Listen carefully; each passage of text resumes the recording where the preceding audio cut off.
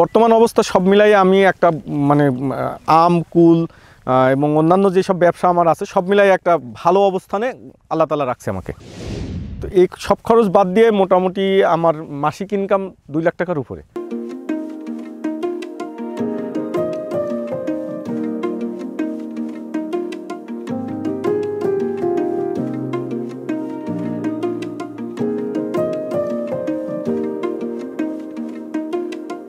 আমি মোহাম্মদ জাবালুল বাশার, আমার ডাকনাম সেলিম বিশ্বাস।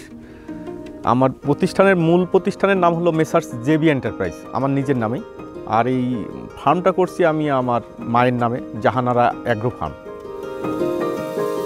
জাহানারা অ্যাগ্রো ফার্মটা আপনার হলো মূলত 3 বছর থেকে শুরু হয়েছে। এই নামকরণটা 3 বছর দিয়ে শুরু করছি। প্রথমে অল্প আপনার 20 থেকে 30 হাজার টাকা দিয়েই শুরু করছি।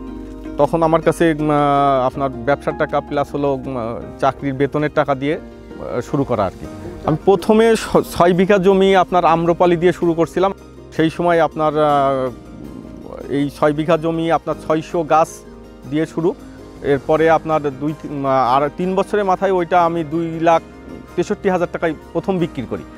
তো এইটা দেখার পরই আমার এলাকায় একটা ব্যাপক সাড়া জেগে যায় যে আসলে 20 থেকে 30 হাজার টাকা জমির বিঘা, অথচ সেখানে 6 বিঘা জমিতে 2,63,000 টাকার ফল বিক্রি করেছে। যারা আমাকে চাচা বলে ডাকে, যারা ভাই বলে ডাকে, যে ভাই বা চাচা এরকম দামে বিক্রি করছে। এরপরে একটা ব্যাপক সাড়া জাগায় এবং এরপরের থেকেই আমার গ্রামে একটা কৃষি বিপ্লব আর কি, মানে বাগানের উপরে একটা বিপ্লব শুরু হয়ে গেছে। এবং এখান থেকে আমার প্রতিদিনই ফল বিক্রি হচ্ছে, যেমন এই পেয়ারা বিক্রি হচ্ছে, প্রতিদিন পেয়ারা বিক্রি হচ্ছে, আম বিক্রি হচ্ছে, কাঁচা আম বিক্রি হচ্ছে, তারপরে পাকা আম বিক্রি হচ্ছে। এগুলো থেকেই আমার এখন প্রতিদিনের একটা আয় আছে। প্রতিদিনের আয় থেকে আমি খরচটা বের করি। এই বাগানটাই আমার হলো নিজের পকেট থেকে 1-1.5 বছর মতন খরচ করতে হচ্ছে। তারপরে আমার পেয়ারা বিক্রি শুরু হয়ে গেছে, এরপরে আম বিক্রি শুরু হয়ে গেছে, এখন এখান থেকেই খরচ চলতেছে। 1 বছর পর থেকেই, মানে এটা এখন 2.5 বছর 4 মাস শুরু হয়েছে, এখন থেকেই আশা করা যায় আমার লাভের মুখ শুরু হয়ে গেছে। ব্যবসাটা বড় হলো আসলে তো তিল করতে করতেই তাল হওয়া। ছোট থেকে শুরু করে মনে করেন যে ছোট্ট পরিসরে যখন লাভ হওয়া শুরু হয়েছে, এরপরে আপনার হলো এটা যখনই লাভ শুরু হয়েছে তখনই এটা এক্সটেনশন শুরু হয়েছে। নিজে পরিশ্রম করতে হবে এবং নিজের পরিশ্রমের বাইরে কোনো কিছু করার নেই।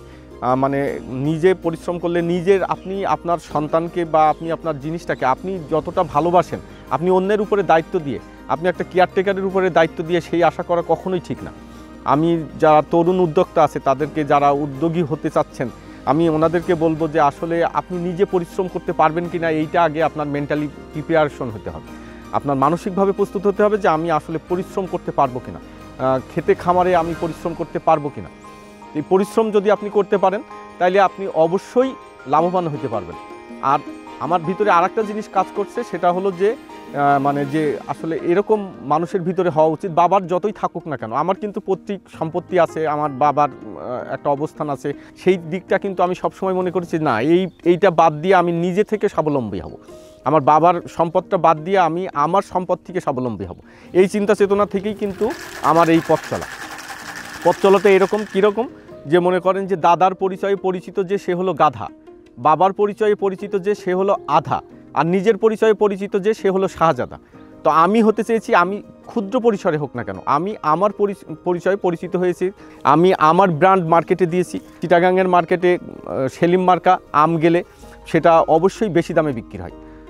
ঢাকার কারণ বাজারে সেলিম মার্কা কুল গেলে সেটা বেশি দামে বিক্রি হয়। এই যে এই ব্র্যান্ডটাকে আমি চেষ্টা করেছি মানুষের কাছে পৌঁছায় দেওয়ার, যে সুন্দর একটা জিনিস, আমি সুন্দর একটা ফল মানুষের কাছে পৌঁছায় দিতে চাই, বিষমুক্ত ফল পৌঁছায় দিতে চাই। সফল উদ্যোক্তা বলা যায় আর কি, এখন যেহেতু এটা সফল হয়েছে তাই সফল উদ্যোক্তা। তো এই সব খরচ বাদ দিয়ে মোটামুটি আমার মাসিক ইনকাম 2 লাখ টাকার উপরে।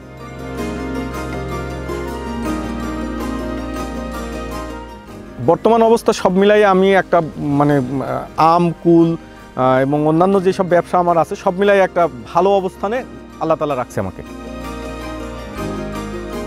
ভবিষ্যৎ পরিকল্পনাটা এখান থেকে আমার দেখা দেখি আরও যুব সম্প্রদায় শিখবে। যারা চাকরির জন্য দৌড়াদৌড়ি করতেছে তারা চাকরি না করে নিজেরাই উদ্যোগী হবে এবং নিজেরাই কিছু মানুষের কর্মসংস্থানের ব্যবস্থা করবে এবং এখান থেকে অনেক মানুষের রুজির ব্যবস্থা হবে, এইটাই আমার কামনা।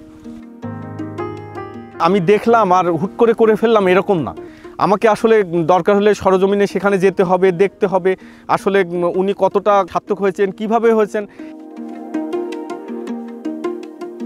তরুণ উদ্যোক্তা যারা আছে তাদের কাছে আমি রিকোয়েস্ট করব যে আপনারা আসলে বাগানে যান, ভালো দিকটা দেখেন, খারাপ দিকটাও আছে।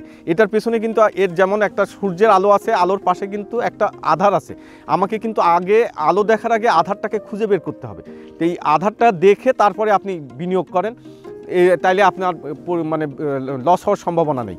আর সবচেয়ে বড় জিনিস হলো আমি যেটা কামনা করি সেটা হলো যে আপনার যেনারা উদ্যোক্তা হবেন, শুধু এই ক্ষেত্রে না, শুধু বাগানের ক্ষেত্রে না, যারা মিল কলকারখানা যেখানেই উদ্যোগী হোক না কেন, আগে আপনাকে বুঝতে হবে, দেখতে হবে, শুনতে হবে, তারপরে আপনি দেন কাজ করেন, তাইলে আপনার লস হওয়ার সম্ভাবনা নেই। আর যদি মানুষ, আমাদের এই বাংলাদেশের মানুষের আয় আসলে অল্প, অনেক পরিশ্রম করে টাকা ইনকাম করে, এই পরিশ্রমের পয়সা যদি একজন ছাত্র বা একজন উদ্যোগী যদি সে টাকাটা ইনভেস্ট করার পরে যদি লস খেয়ে যায়, তাহলে এটা তো আমরা যারা আছি তারা আমাদের দেখাদেখি যদি কেউ লস খায়, তাহলে ওইটা কিন্তু ওই কষ্টের ভার আমাদের কাছে চলে আসে। আমার মনে হয় আমার ব্যক্তিগতভাবে আমার ওই কষ্টটা আমার কাছে এসে যায়। এইটা যেন ওনারা দেখে শুনে বুঝে তারপরে ইনভেস্ট করবে, এটাই আমার পরামর্শ। পরিবার আমাকে তো অবশ্যই সাপোর্ট দিয়েছেই, বিশেষ করে আমার স্ত্রী আমাকে এই ব্যাপারে অনেক সাহায্য সহযোগিতা করছে, কারণ তার প্রেরণাই, মানে তার যদি সে, আমি এদিকে কাজ করছি আর সে তার পরিবারটা দেখছে, আমার আত্মীয় স্বজন, বাবা মা ভাই বোন সবাইকেই সে তার নিজের মনে করে কাজ করেছে, আর তার উৎসাহ উদ্দীপনার থেকেই আমার এটা পথ চলা শুরু।